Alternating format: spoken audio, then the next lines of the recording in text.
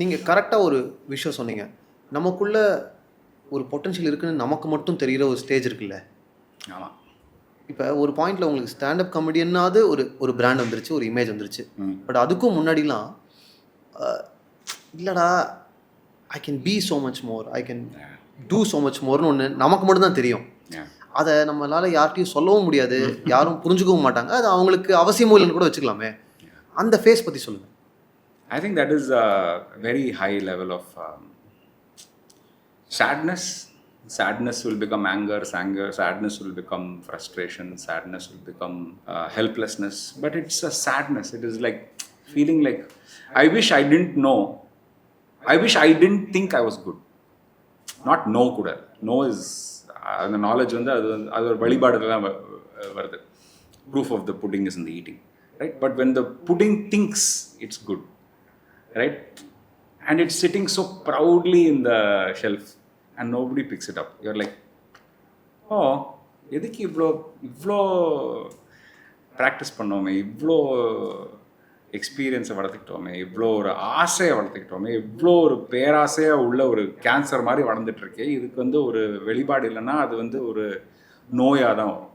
I felt only good thing that was I kept doing plays.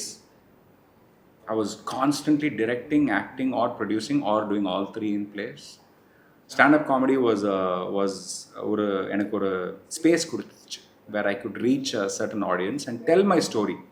அது வந்து as long as it's in the comedy space, I could tell any story. So I've told so many different stories of pain, stories of gender, stories of seriousness, all using comedy.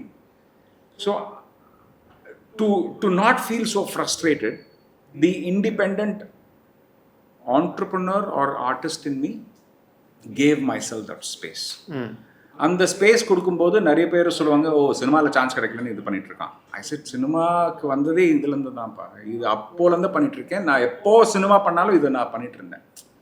Cinema பண்ணாத போதும் பண்ணிட்டு இருந்தேன், cinema பண்ணும்போதும் பண்ணிட்டு இருந்தேன். So for me it was always a space where I could give மை செல்ஃப் ஒரு அரங்கம்.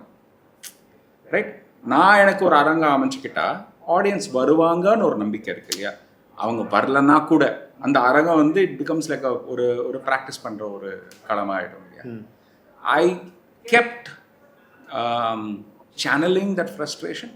இல்லைன்னா ஐ திங்க் ஹோப் லூஸ் பண்ணிட்டா அந்த ஜேர்னியில் இருக்க முடியாது.